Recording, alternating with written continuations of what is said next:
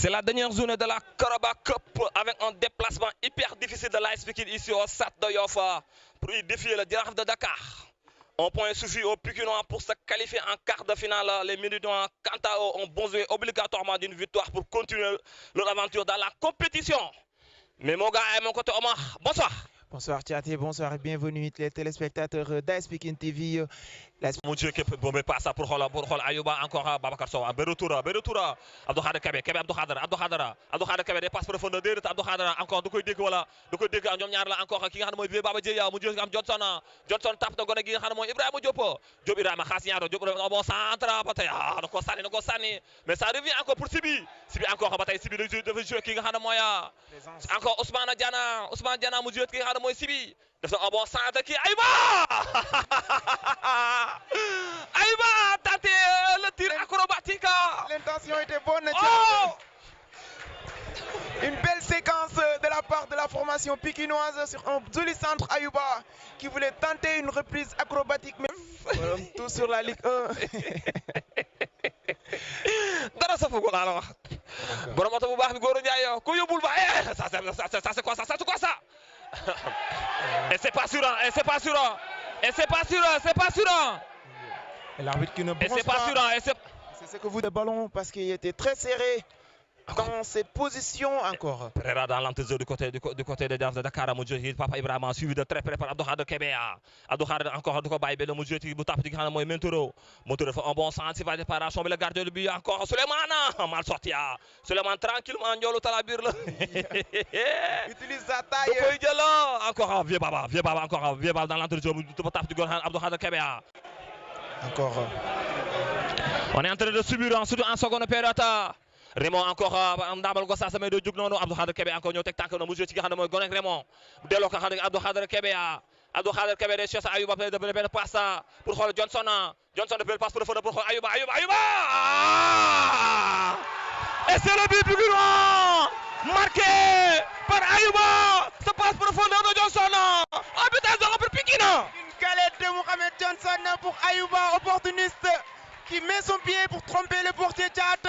Le but est venu au très bon moment, ici au stade de Yoff, l'AS Pikine, maintenant qui est officiellement qualifié, officieusement du moins, avec cette galette de Johnson Chat. Cette passe extra très... On est capable de marquer ce but et Ayouba, très opportuniste qui rôdait dans la surface et cette passe en profondeur d'un joli lobe trompe le potier Omengara. Et maintenant, va falloir que l'on zère ce score, surtout si l'on veut se qualifier dans ces ultimes minutes. Il va falloir que l'on se zère. Il va falloir tenir bon. Si ce n'est l'excentré, le nouvel entrant côté Jaraaf de Dakar qui va tromper son vis-à-vis, qu'est-ce qu'il va faire le fiction? Mais il y a toujours Tiernonia, le bon centre pour qui encore la balle qui sort en 5,50 m, heureusement pour nous, heureusement pour Souleymane Diop. Et ça sort en 5,50 m, le changement arrive du côté pikinois. Oui. Amady Cissé à la place de qui à la place de Mohamed. Non, bataille de côté, non. Souleymane Diop ci Mortara dafa bon sens par le foot. Déviation sur la tête de Guissé. Il faut que bloc bu avancer baax a baax, et pas aux signaler Ousmane, il faut que sa concentration baax a baax.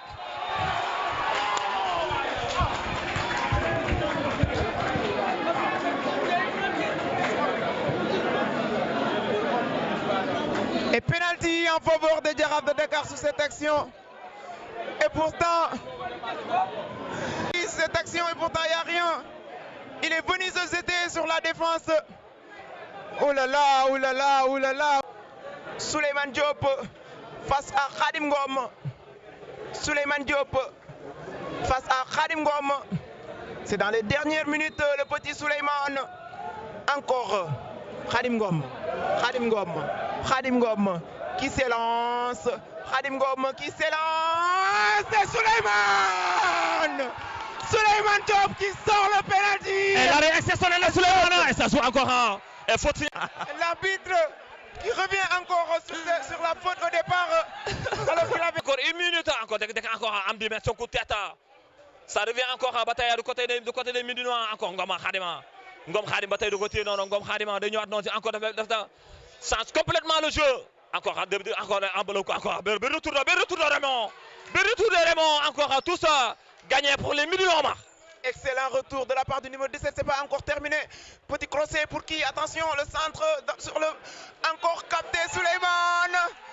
Et c'est bientôt terminé.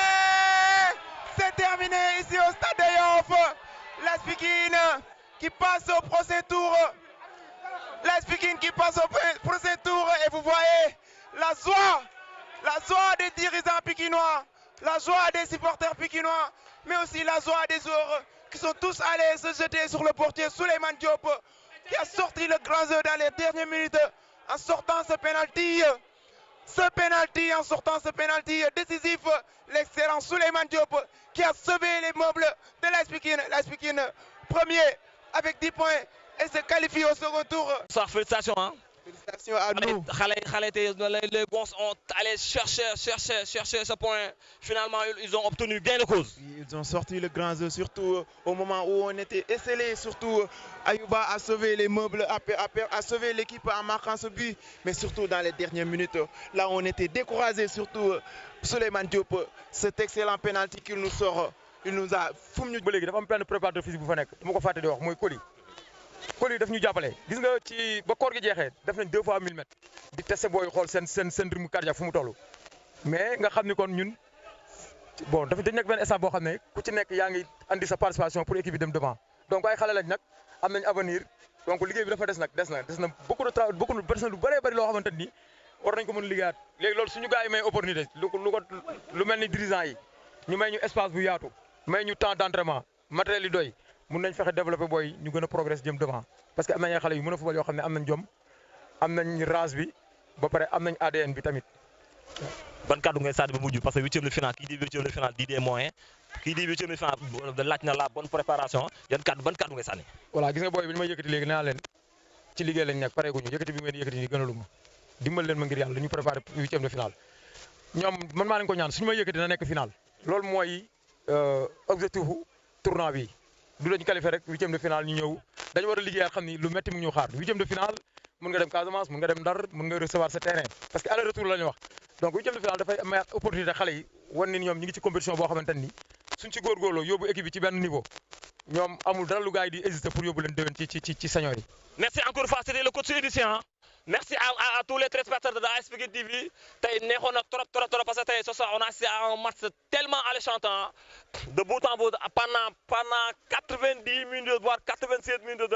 On se donne rendez-vous inchallah rabbi ce jour au stade Alassane Djigo face à Walidana. Mais d'ici là portez bien message à tous les dirigeants que supporters AS Pikine dañ leen a soxla te bëgg nañ loolu ngeen bindoon noonu bëgg nañ ngeen bindaat pour lever la sanction parce que supporters AS Pikine dañ soxla jour yi ñoo soxla le public pikinois ñëw fees dell au nouveau stade Alassane Djigo gars yi on se donne rendez-vous aujourd'hui inchallah rabbi restez sur AS Pikine TV ça s'écoute et ça se voit gars yi merci.